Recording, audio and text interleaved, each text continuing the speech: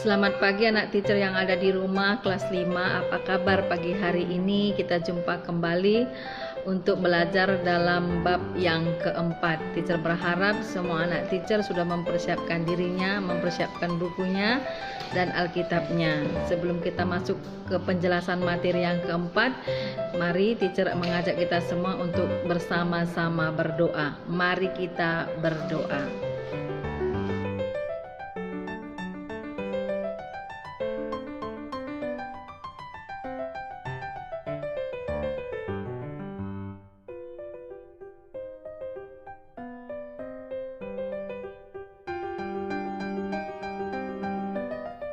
Baik anak teacher kelas 5, kita akan belajar.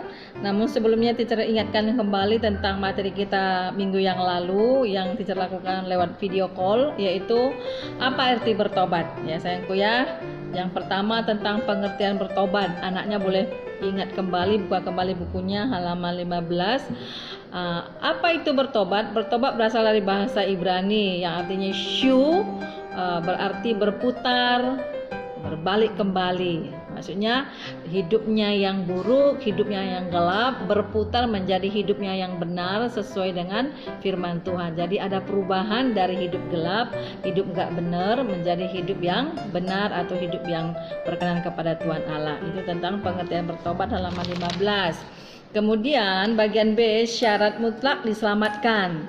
Nanti di halaman 16 itu dijelaskan pertobatan adalah syarat mutlak menerima keselamatan. Allah mengampuni orang yang bertobat kepadanya. Jadi iman memang menyelamatkan, tetapi iman tanpa pertobatan tidak mendatangkan keselamatan. Jadi kita harus beriman dan bertobat. Artinya menghidupi keselamatan yang Tuhan anugerahkan kepada kita. Kita bertobat, udah nerima Yesus sebagai Tuhan dan Juru Selamat kita. Biarlah Yesus itu ada di dalam diri kita. Itu artinya bertobat. Dan bagian C adalah konsekuensi dari bertobat.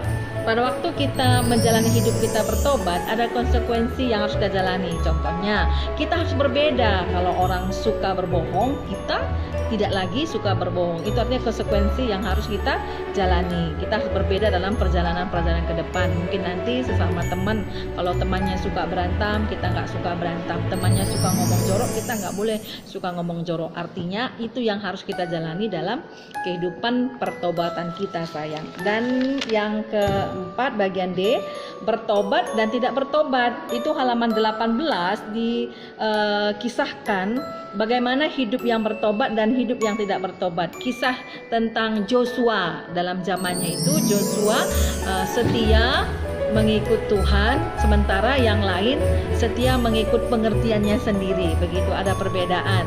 Terus ada kisah Samuel dan kisah daripada anak-anak Imam Eli. Anak-anak Imam Eli itu buruk sekali sifatnya, tetapi Samuelnya tidak terpengaruh dengan buruknya sikap daripada anak-anak Imam Eli, sayang. Itu teacher ingatkan kembali secara singkat tentang pembelajaran kita dalam bab yang ketiga minggu yang lalu, ya anakku ya.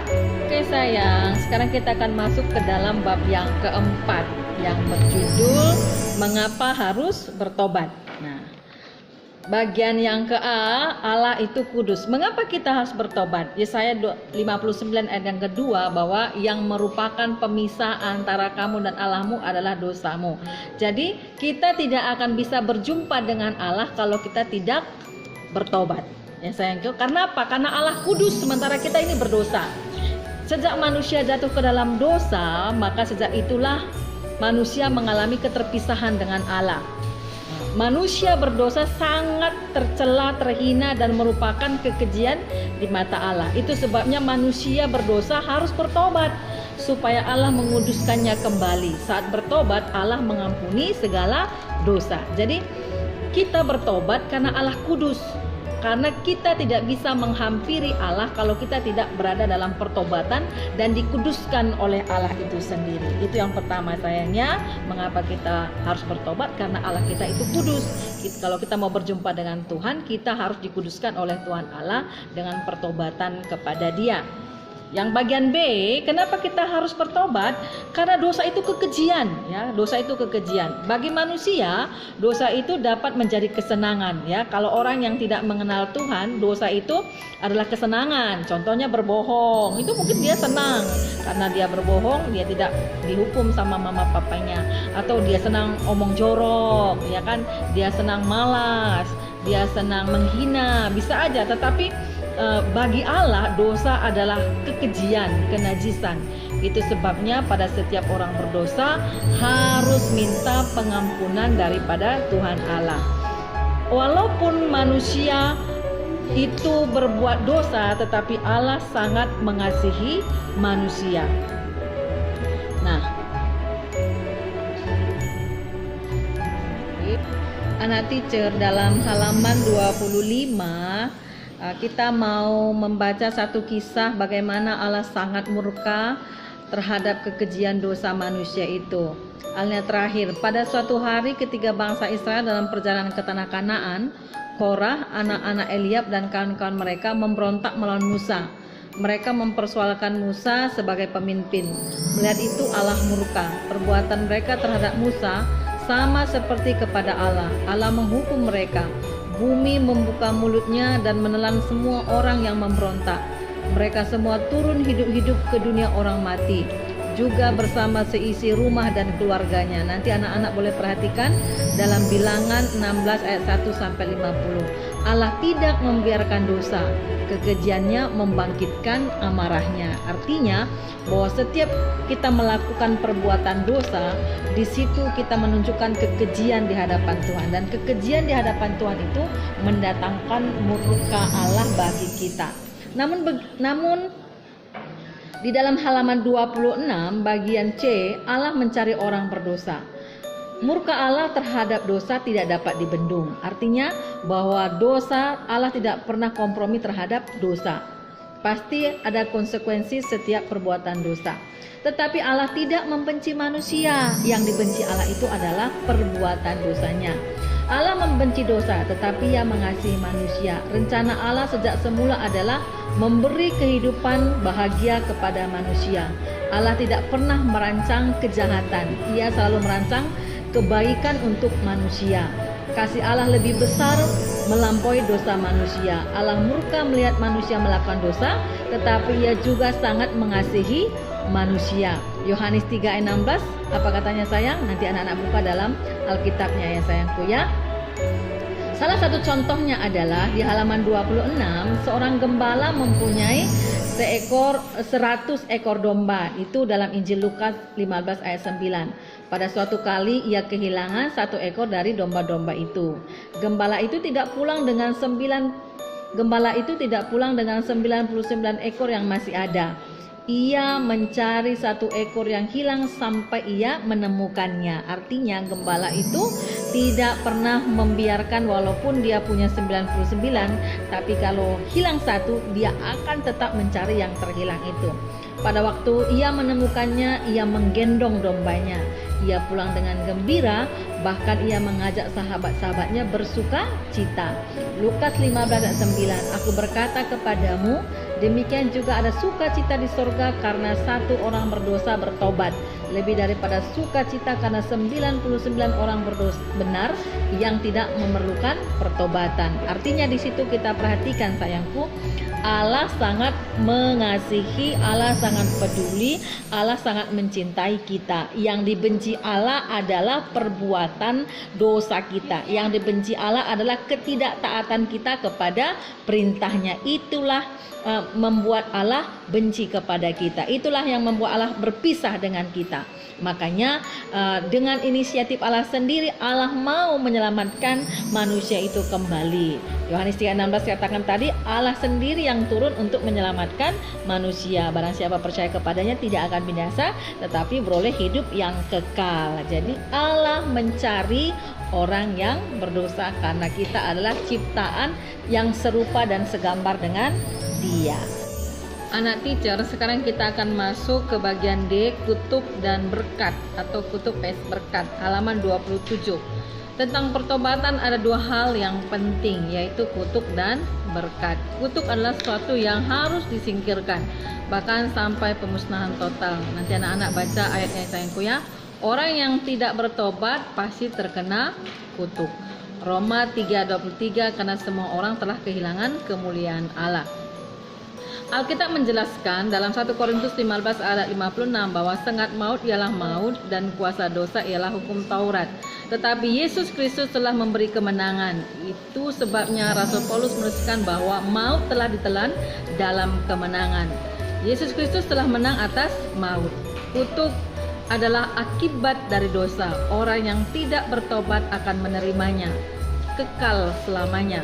Tetapi orang yang bertobat beroleh kemenangan dan menikmati kebahagiaan dalam kerajaan Allah untuk selamanya. Semua manusia diperhadapkan dengan dua pilihan, kutuk atau berkat, bertobat atau tidak bertobat. Jadi sayangku, ada konsekuensi. Kalau kita bertobat, kita akan terlepas dari kutuk. Tapi kalau kita tidak bertobat, berarti hukuman kutuk, hukuman yang kekal itu sudah ada di hadapan kita. Ya sayangnya, sekarang teacher akan jelaskan bagaimana kalian akan mengisi setiap penugasan dalam buku ini. Di halaman 25 ada kegiatan pembelajaran tentang project. Di situ anak-anak disuruh untuk membuat proyeknya. Nama proyeknya adalah katakan tidak kepada dosa. Waktunya kapan sampai kapan? 1 minggu ya sayangku ya, dari hari ini, dari hari tayang video ini sampai nanti selesai pembelajaran agama kemudian. Terus nomor 3 yang harus dilakukan adalah menolak semua godaan iblis untuk berbuat dosa, berusaha hidup benar dan melakukan perbuatan yang benar. Itu yang harus kamu lakukan nanti ya sayang. Kemudian dalam nomor 4, melaporkan semua pengamatan dengan cara menuliskan dalam kolom yang tersedia. Setelah kamu mengamati proyekmu tadi itu, jadi dikatakan yang harus dilakukan adalah menolak semua apa yang kamu tolak waktu 1 minggu ini. Mulai dari besok hari apa tuh? Hari Kamis kan, mulai dari hari Kamis ke hari Rabu minggu depannya. Kamu hal-hal apa yang kamu alami dalam nomor 4 ini sayang. Terus nomor 5, monitoring dan evaluasi. Kendala apa yang kamu alami waktu kamu menolak, waktu kamu hidup benar, itu kendala apa? Terus yang selalu menggoda kamu apa itu contohnya? Nah, kamu sekarang kan anak-anak percayakan pegang HP ya karena kamu mungkin lapar, pengen makan sesuatu tapi kamu nggak punya uang contohnya gitu. Lalu apa yang kamu lakukan? Aku mau pesan GoFood gitu ya, padahal kamu nggak punya uang. Ini kan bermasalah kan, perutmu, keinginanmu pengen makan tetapi uangmu tidak ada. Kamu harus bisa menghambat itu. Jangan kamu pesan kalau tidak ada duitmu, nanti berbahaya. C, yang dilakukan untuk menolak godaan itu. Berarti kalau kamu lapar atau haus, menginginkan makanan yang kamu lihat di media, kamu harus handle semua pikiranmu itu dan fokus kepada apa yang ada di rumah yang bisa kamu makan ya, atau hal-hal yang lain. Contohnya waktu penugasan ini kamu nggak langsung mengerjakannya.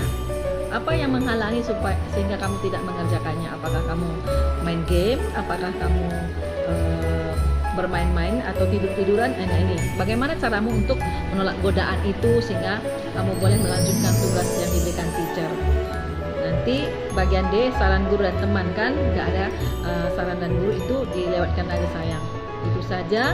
Terus yang paling kau kerjakan nomor 7, komitmenmu apa yang paling penting adalah komitmen untuk mengalahkan setiap godaan yang membuat kita berbuat dosa. Terus halaman 27, anak-anak teacher kelas 5, kegiatan pembelajaran model discovery di situ. Amati perilaku orang-orang di sekitarmu. Siapa yang mau kau amati satu orang? Apakah adikmu atau abangmu atau kakakmu juga boleh, papa mamanya juga boleh. Kamu amati, tapi amatinya harus benar ya, jangan ngada-ngada. Nomor 2, yang harus diamati adalah perbuatan dosa dan perbuatan benar. Contohnya kalau kamu sedang mengamati bagaimana sikap karakter adik atau abang kakakmu, kamu perhatikan. Ini pun tugasnya seminggu ya sayang ya. Contohnya hari Senin apa yang kamu amati, hari Kamis apa yang kamu amati, hari Rabu apa yang kamu amati, seperti itu sayang. Terus bagian 3 itu tuliskan perbuatan dosa dan perbuatan benar yang kamu lihat dan dengarkan. Nah, aku tulis setelah kamu mengamati itu, kau tuliskan, aku mengamati kan yang kamu amati itu adik. Hari Senin adikku melakukan ini, yang benar dan yang salah ini, gitu ya sayang. Itu namanya menuliskan. Terus nomor 4, tuliskan pendapatmu tentang mengapa ada orang yang selalu melakukan dosa dan ada orang yang dapat melakukan perbuatan benar. Apa pendapatmu? Contohnya waktu ada perintah teacher atau perintah mama orang tua kepadamu, terus atau kepada adikmu yang tadi kamu amati, kalau kau suruh adikmu itu terus apakah dia melakukan atau tidak melakukan, apa penyebab dia bisa melakukannya dan apa penyebab dia menolak daripada apa yang disuruh orang tua, teacher, guru atau abang dan kakeknya terhadap yang kamu amati itu sayangku ya. Baru nomor 5, tuliskan kesimpulanmu. Kesimpulan menurut kamu, orang yang bisa tergoda karena ini, orang yang bisa melakukan yang benar karena ini. Itu kesimpulan dari kamu sayang. Itu saja yang kamu kerjakan ya sayang. Minggu depan kita akan ujian bulanan. Teacher harap anak teacher kelas 5 lebih sungguh-sungguh belajar. Nanti semua yang kamu kerjakan waktunya 1 minggu boleh kirim ke WA wali kelasnya masing-masing. Nanti kalau teacher udah ada waktu, teacher akan ambil semua tugas-tugas kalian dari teacher kalian masing-masing. Teacher berharap kalian semua semangat, berdoa terus untuk situasi ini sayang, supaya kita boleh tatap muka, bisa saling tanya jawab, bisa saling bercerita pengalamannya masing-masing.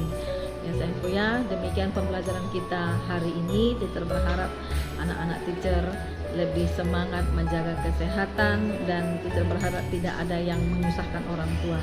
Mulailah mandiri mengerjakan setiap tugasnya, karena anak-anak teacher kelas 5 adalah anak-anak yang sudah besar. Tahun depan adalah kelas 6 dan selanjutnya udah bisa SMP. Artinya kalian sudah beranjak ke masa-masa remaja. Semangat untuk anak kelas 5. Sampai jumpa. Tuhan Yesus memberkati. Dadah.